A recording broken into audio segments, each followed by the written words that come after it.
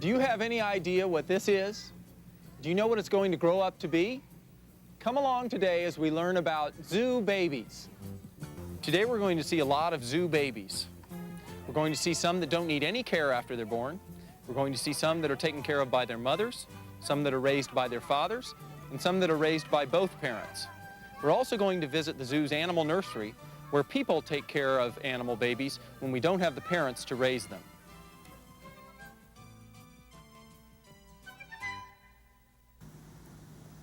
Some animals need a little bit of parental care. Among those are most waterfowl, like little ducklings like this one, or little goslings, which are young geese. They aren't really taken care of completely by their parents. They're able to get along pretty well.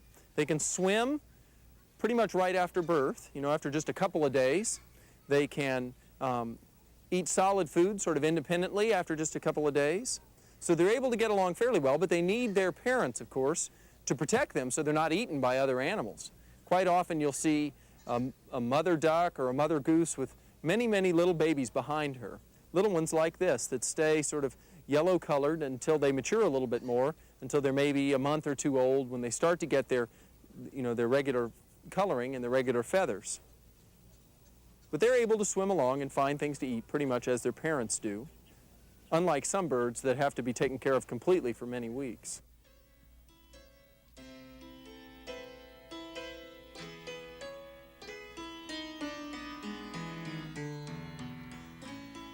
The ferret is another animal that takes great care to raise its young.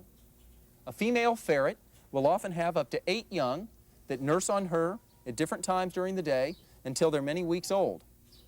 This is a baby ferret that was born at the zoo a few weeks ago. It has grown very fast and soon will be on dry food, but for now is still nursing on its mother.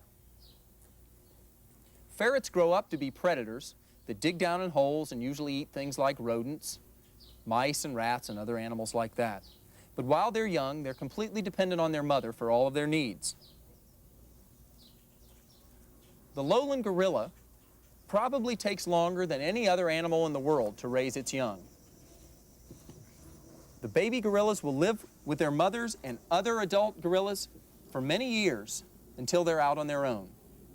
Gorillas live in large communities, and when the mother is busy, other adult gorillas, usually females, will babysit and take care of the babies.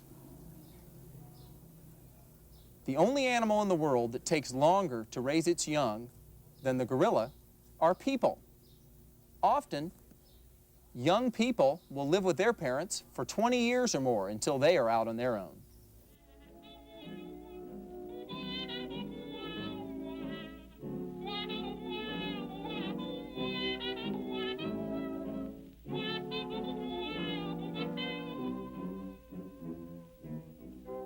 There are lots of animals where both parents help to take care of the young. One of the best examples of that is in the case of some birds like geese. Some of the geese behind me, the Canada geese and the others, are good examples of animals where the male and the female look alike, and also where they both share whatever it takes to take care of their young. That's the feeding and especially the protecting of the young from predators. So by now you know that the kitten you saw at the beginning of the show will grow up to be a Persian leopard. Leopards are cats that need a lot of care from their mothers. But we saw some other animals that are raised by their fathers. And some animals are raised by both parents. So the next time you come to the zoo, be sure to look for the young animals. By now you should know who and how they're cared for, because you know all about animal babies.